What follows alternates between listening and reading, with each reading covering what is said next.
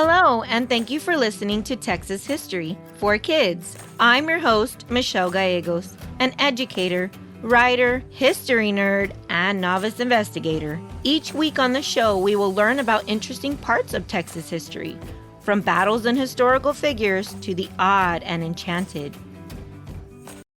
Welcome back to Texas History for Kids. This is episode 75, and I'm your host, Michelle Gallegos. We're changing things up here at Texas History for Kids. I've gotten quite a few emails and questions and suggestions from you guys. So I've asked my new co-host and daughter, Zoe, to help me with a new section of the show, and we're calling it The Big Question. Here's my big question. If a Native American tribe doesn't leave behind writing or buildings, how do we know that they ever existed at all? Oh, that's a great one, Zoe, because that's exactly what today's episode is all about. Last week we discussed the native tribe of the Caddo, who lived in the woodsy areas of East Texas. Today is the second podcast of our Texas Native People series, where we'll uncover the story of the Karankawa, a coastal tribe that left behind no language, no homes, and little evidence of their existence. But still, they lived. They thrived, and their traces remain, if you know where to look. Get ready. We're going back in time to the shores of Texas in the 1500s.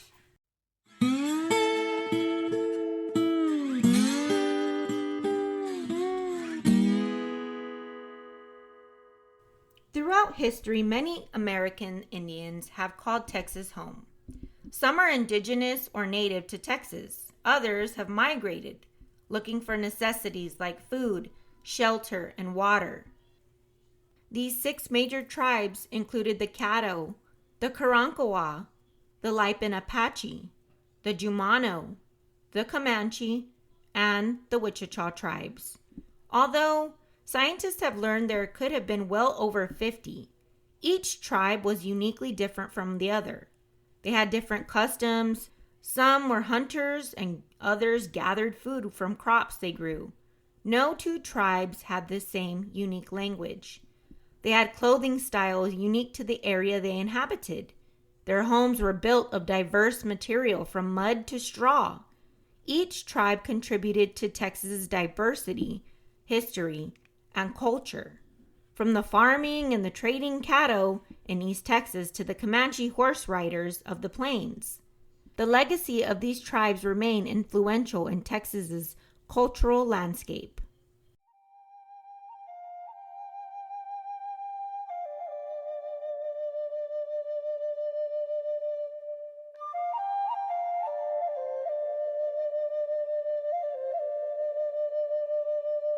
It's November 6th, 1528. The air is brisk and the Gulf Coast wind smells like salt and seaweed. A group of native people called the Karankawa are digging up roots near the marshes of Galveston. Suddenly, they spot something strange. A pale stranger with long, scraggly hair and torn clothes is sneaking through their camp, stealing a pottery jar, one of their beloved dogs, and even a bundle of fish. But this isn't just any thief.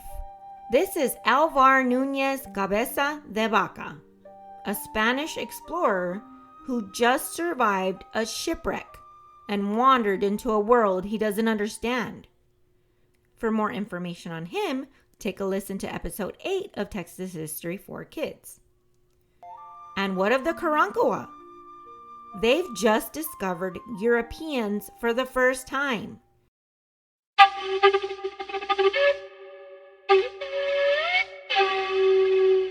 Today's story begins not in a museum, but on the salt-crusted shores of the Texas Gulf Coast. They shout for him to stop, and he doesn't. Shipwrecked, starving, and desperate, Cabeza de Vaca and a handful of men have drifted ashore. This moment would change everything. Who were the Karankawa? And why do so many of their stories sound more like rumors than facts? Today we'll uncover what really happened to the Karankawa and why this tribe vanished from Texas history, leaving behind more questions than answers. Let's start with what we do know. The Karankawa were not just one single tribe, but several bands that lived along the Texas Gulf Coast, from Galveston to Corpus Christi, who shared similar language and culture. They lived along the Texas coast for hundreds, if not thousands of years. Their homes, called wigwams or baak, were simple yet portable dome huts, about 18 feet wide, covered in woven mats or animal hides that could easily be packed up and carried away when they moved with the seasons. What set them apart? For one, they were tall, over 6 feet tall, and strong and muscular. They had tattoos. They wore face paint and sometimes pierced their bodies. Some believed the markings indicated a person's nationality or even their marital status.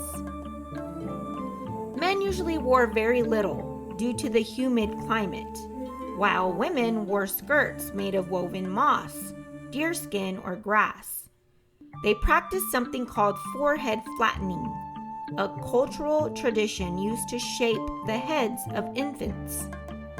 Shortly after birth, the Karankawa parents would wrap the baby's head with a piece of cloth, then press a thin board against the forehead.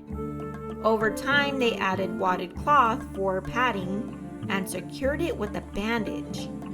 This setup stayed on the child's head for nearly a full year. Now, why did they do this? The child's skull would morph into a flattened forehead, a feature that was not only seen as beautiful, but also as symbolic and a cultural identity. To outsiders, it may have looked unusual, but to the Karankawa, it was a mark of belonging, a way to say, "You're one of us." They were economical too, using what was around them for protection, even for the protection of a somewhat pesky, biting bug that we all know today. They often smeared their bodies with a mixture of mud and alligator or shark grease to ward off mosquitoes. Remember I mentioned Cabeza de Vaca was stealing a dog? The significance of the name Karankawa has not been definitely established, although it is generally believed to mean dog lovers or dog raisers. That translation seems plausible since the Karankawa reportedly kept dogs that were described as fox-like or coyote-like breed. The Karankawa were also known for their dug-out canoes, which were carved from logs. These weren't for crossing oceans, but for navigating shallow bays, rivers, and marshes. Perfect for catching redfish, mullet, oysters, and speckled trout. But they didn't just fish. They hunted deer, bison, alligators, and, of course, smaller game. They used long bow and arrows with flints or bone tips and netting. Cabeza de Vaca's journals are some of the only written records we have about the Karankawa. But we have to be cautious. His words are shaped by survival, fear, and the culture of conquest. He writes that after his shipwreck, the Karankawa took him in, fed him, and nursed him back to health. But here's a twist. Over the months and eventually years, Cabeza de Vaca found himself both captive and a guest. He, along with a few of the other shipwrecked survivors, were expected to work hard, travel with the Karankawa, and even act as a healer, using his Christian prayers, herbs, and rituals. To the Karankawa, this was normal. Everyone was expected to contribute to survival. But to Cabeza de Vaca, it felt like he was their slave. At one point, a woman of the tribe had a prophetic dream. Her son would kill one of the Spaniards. Terrified, the prisoners tried to escape. The dream came true. The son attacked and killed the Spaniard, and the Karankawa were shaken by what they saw as a fulfilled spiritual vision. These beliefs weren't random. The Karankawa held deep spiritual traditions. They believed in a creator who shaped the earth and its animals, and in spirit guardians who watched over individuals. These guardians often came in dreams or visions, particularly during ceremonies or hardships. A person might have one spirit for protection, another for guidance, and another for strength in battle. They believed the year was a circle, and so was life.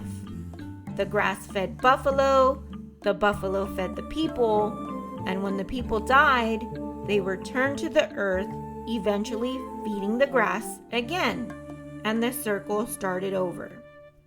Their dances, always done in a circle, mirrored this sacred cycle of life. Some dances were performed for victory, others for mourning, and some were simply for harmony and thanksgiving. These dances could last for up to 3 days and included gourd rattles, turtle shell tambourines, and deep rhythmic chants.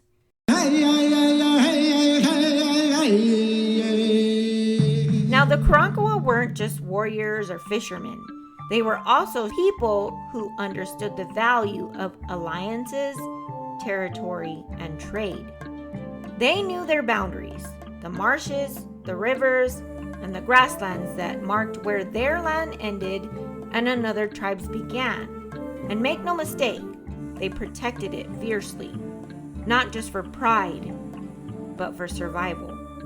You see, these coastal lands weren't just home. They were filled with valuable resources: fish, deer, wild roots, and further inland, the prized buffalo. If outsiders, other tribes, or even Europeans tried to intrude or take these things without permission, the Karankawa were ready to defend what was theirs. But they also understood something bigger. They knew that surviving in a harsh and changing world meant more than just protecting the land. It meant building relationships, trading goods, sharing their knowledge, and forming alliances with rival groups when a greater threat appeared. It was a form of diplomacy, but with a spear in hand. At what cost did this have? Making peace sometimes meant sharing land, food, or even risking betrayal. The Karankawa, like so many native nations, faced a constant decision: to fight or negotiate. And they weren't alone in this struggle, because at the heart of it all, the Karankawa wanted the very things that people across the world still long for today: food, shelter, safety, and a place of belonging. Isn't that what every community fights for even now? And here's something to consider. When we speak of native people, we often use the names like Caddo or Karankawa, names that have been passed down in history books, often written by outsiders. But these were nations, not tribes to be grouped into a single story. Many of the names we use today came from other tribes, European explorers, or even mispronunciations. Still, for many of these groups, those names have become a part of their identity, a symbol of survival, resilience, and remembrance. So the next time we speak of native people, it's important to remember, these weren't just names on a map. They were living, breathing nations with their own languages, governments, and customs. And they had to decide over and over again how to survive in a world that was changing around them. So as the Karankawa society and new technologies grew, so did their creativity. Time passed and their tools made life easier, like fire-sharpened spears, stone fishing weights, and even tar-sealed pottery. With time freed up, they had a little bit of time for leisure. They sang songs that passed down stories. They made baskets, beadwork, and the tools they used every day. Women decorated clay pots and lined them with tar that washed ashore from the natural oil seeps. In this downtime, knowledge was passed down orally from elders and shamans to the next generation. Without paper, a stone chisel, or an alphabet, they relied on memory, an ancient skill that kept culture alive for centuries. Unfortunately, this also meant that when elders died and disease struck, much of that knowledge was lost. What did they leave behind? Well, when a culture disappears, especially one without a written language, it leaves behind clues, not chapters. The Karankawa were master storytellers, but their history wasn't written down. It was spoken, danced, and woven, and passed down mostly in memory. And when memory is lost, only the land remembers. Archaeologists have spent decades piecing together the Karankawa story from what was buried beneath the sands of time. Shell middens. In essence, they were giant trash heaps filled with oyster shells, fish bones, and burned rocks. They show us where the Karankawa camps once stood along the Gulf Coast. Stone tools, such as arrowheads and bone-tipped weapons, give us clues about their hunting and fishing techniques. Pottery shards, with distinct tar linings used to waterproof their clay jars, have been found near bays and riverbanks. One unique discovery: the Karankawa pottery often had a mixture of sand and crushed shell, helping it survive the heat of the coastal fires. That gritty texture is now one of the ways archaeologists have identified their craftsmanship. They even uncovered human remains in shallow graves, many buried with tools or ceremonial items. Now, I said, history isn't always written in ink. Sometimes it's carved in stone, buried in soil, or whispered in the waves. But there's more. Near Corpus Christi, researchers have found the remnants of dugout canoes, partially preserved in the mud. They weren't fast or flashy boats. They were rugged workhorses, carved from tree trunks and used for centuries to cross lagoons and bays, not necessarily the ocean. In fact, if you've ever visited the Texas coast and seen natural tar bubbling up on the beach, you're looking at a resource the Karankawa used to seal their canoes, their pots, and even trade with inland tribes. And then there's also the oral history, stories told not by the Karankawa themselves, but by those who met them.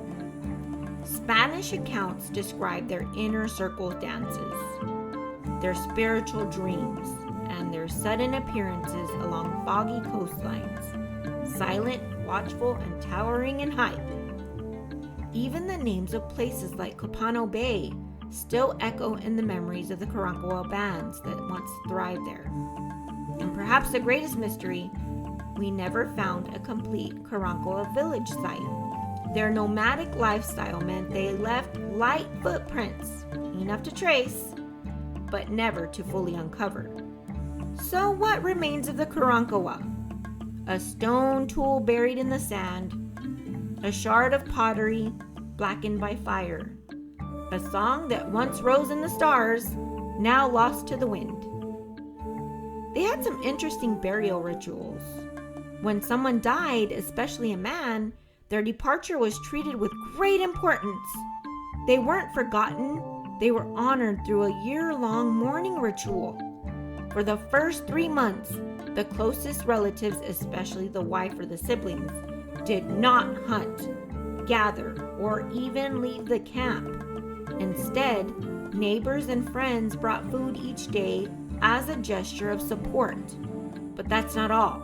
3 times a day, before dawn, at noon, and again at sunset, the deceased loved ones would wail and cry out or sing songs of grief. That wasn't seen as a weakness. It was a sacred duty, a way to guide the soul of the lost one back into natural order of the world.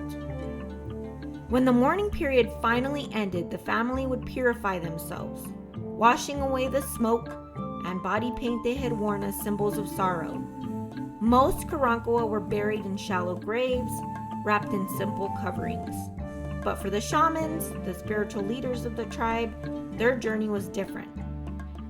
Shamans were often cremated, their ashes and spirits released in the ceremony. It was believed their connection to the spirit world continued even after death, and so they were set off with special care, smoke rising into the sky like prayers. These death rituals weren't just honoring the dead. They were about healing the living, about recognizing that even in grief, the community had a role to play. And just like that, the story of a person became part of something bigger, a cycle that would carry their spirit into the next life, and their memory in the hearts of those left behind. We're moving on to one of the most shocking claims about the Karankawa that is disturbing. So one of the claims is that they were cannibals, people that ate people. Spanish and French accounts describe them as brutal warriors who roasted their enemies, literally. But is it true? Modern historians say probably not, at least not the way it's often described. Some native groups practice ritual cannibalism, consuming a small piece of an enemy to gather their strength or bravery, and even out of vengeance. But there's no proof that the Karankawa regularly ate people for food. Now, here's something often not told in the textbooks. Let's start with the earliest account of cannibalism. In 1689, a young Frenchman named Jean-Baptiste Talon, a captive who lived among the Karankawa for several years, once wrote, and I quote, "We all went naked like them, and every morning at daybreak, in any season, they went to plunge into the nearest river. Like them, they ate meat from the hunt, fresh or cured in the sun, but most often half raw. The only meals that horrified me were those that were made of human flesh, as they were cannibals, but towards their savage enemies only. They never ate a single Frenchman that they had killed, because, they said, simply that they do not eat them." That was in a memoir from Jean-Baptiste Talon. But again, these accounts are from Spanish and French explorers who were invading a land they wanted to soon take over. Recent historians say we should probably take these accounts with a grain of salt. There is no solid archaeological evidence to support those extreme claims. But what we do know is this. In the 1700s, when the Spanish built missions like Nuestra Señora del Rosario, they used the label cannibal to describe the Karankawa often, especially when the written reports went back to Spain. But why? Well, because it's justified violence, land seizure, and forced conversion. So, when the Karankawa-Spanish War erupted in 1779, those old stories were pulled off the shelf again, used to rally militias, inflame settlers, and support 3 separate attempts of genocide. Additionally, another account tells that when the Karankawa saw the Spanish gnawing on human remains during the starvation after the shipwreck, the Karankawa were horrified. They considered it a violation of the soul. and they believed that such acts could doom a person's afterlife. So, essentially, who were the real cannibals in that moment? Then, a few decades later, a silent enemy entered the story: smallpox. In 1780, a devastating pandemic swept through Texas. Native communities were hit hard, facing incredible loss. The Karankawa tried to end the conflict and sued for peace, but they were ignored again and again until another twist.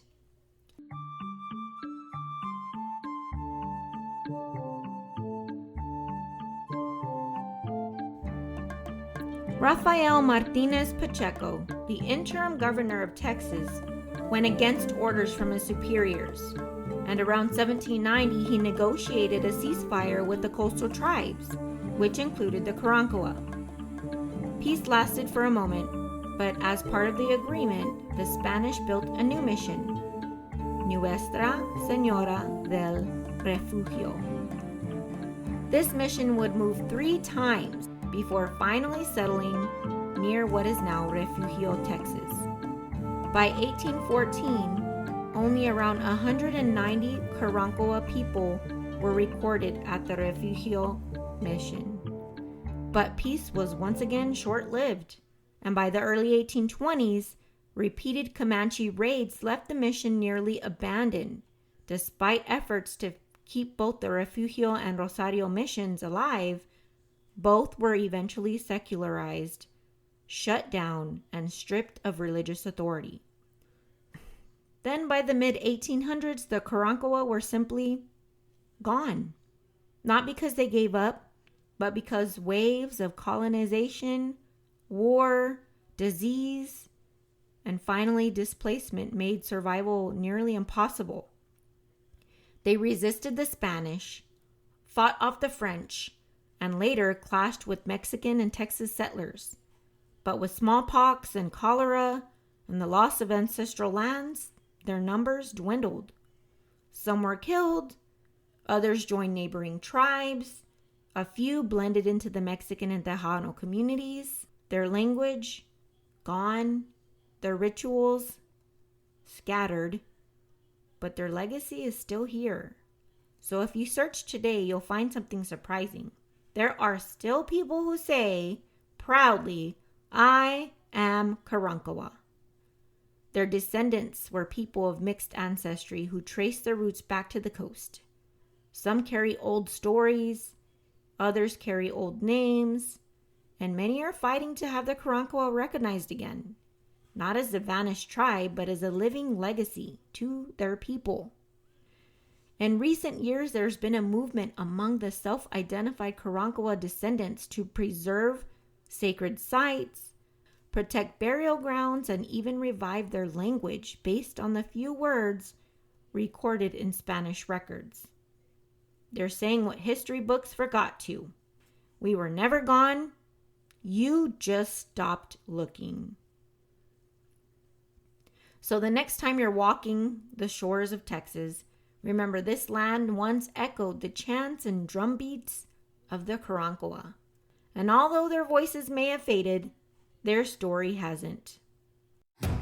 That's all for today's episode. Don't forget to subscribe and tune in next week, where we'll uncover more Texas mysteries and legends. Stay curious.